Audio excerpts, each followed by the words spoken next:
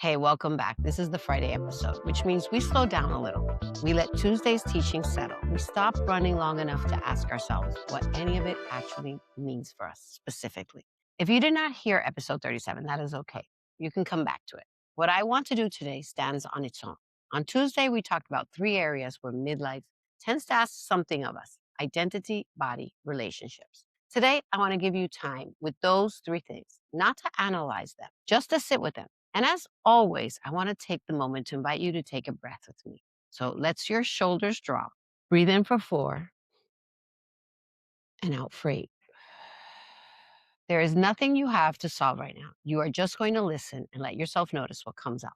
Let me start with identity, with the question of who you are right now in this particular season, as distinct from who you have been expected to be. One of the things I talked about on Tuesday was this idea of editing yourself down, of making yourself smaller, quieter, and more agreeable, because it was easier, because the alternative felt like too much to explain, because at some point it just became a habit. A lot of us have been doing this for so long, we have stopped noticing we are doing it.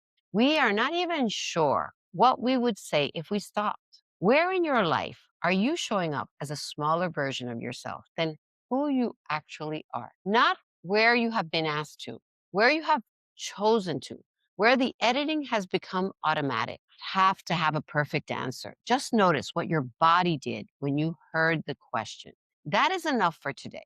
The quiet rebellion is not about making a big move. It starts by noticing. Change is possible. And here is what I want you to know. I have worked with women who sat exactly where you are sitting right now. Women who have been editing themselves for so long, they can't remember when it started. Women who were not sure there was still a real voice underneath all of the management. So there is actually a voice there. It does not go away. It just gets very quiet. And the fact that you noticed it today means it is ready. Now, I want to move to the body. On Tuesday, I talked about the Michigan Menopause Report and this idea that the physical shifts of midlife are not malfunctions. They are messages. Your body is not letting you down. It is trying to get your attention. For most of us, the relationship we have with our bodies is one of management. We manage what we eat. We manage how much we exercise. We manage our symptoms and energy levels and even our sleep. Management is not a relationship. It is a maintenance schedule. Midlife starts breaking that down. Things stop responding the way they used to. The old strategies stop working. And a lot of women experience that as failure. If your body could say one thing to you right now, what do you think it would be? Not what you should do about it, just what it is saying. What is it asking for that you have been too busy to hear? Maybe the answer is rest. Maybe it's something you cannot name yet. Maybe it is the acknowledgement that you have been pushing through for a long time and it is okay to stop. Backing yourself physically starts with listening.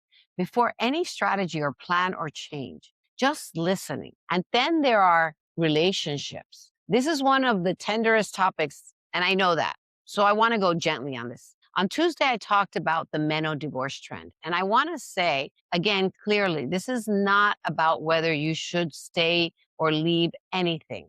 This is not what this is. What this is about is honesty, the quiet kind, the kind that does not require a confrontation or a decision, just an acknowledgement somewhere inside yourself of what is true. Some of the relationships in your life were built around a version of you that you have been outgrowing. And that does not mean they are over. Some have room for who you're becoming. Some do not.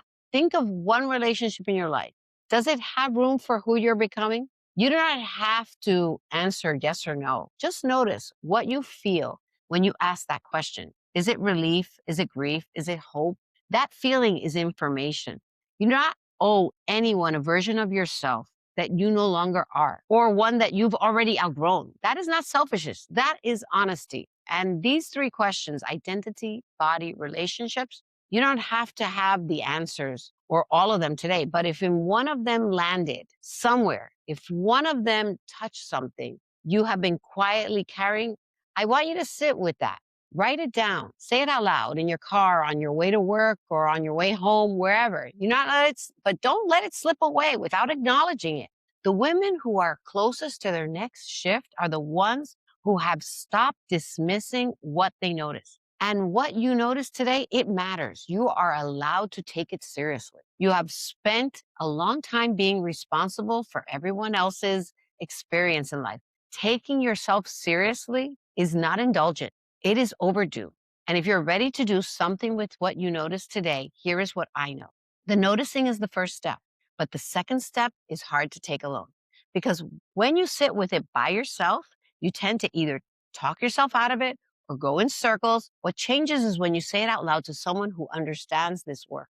And a clarity call is a complimentary one, our conversation, where we look at exactly this, where you are, what is in the way, and what backing yourself could actually look like for you specifically. No pressure, just an open door. The link is in the show notes. So thank you for being here. Thank you for slowing down. And thank you for taking yourself seriously enough to sit with these questions. I am Kiley Suarez, and I will see you Tuesday, because knowing changes nothing and choosing changes everything.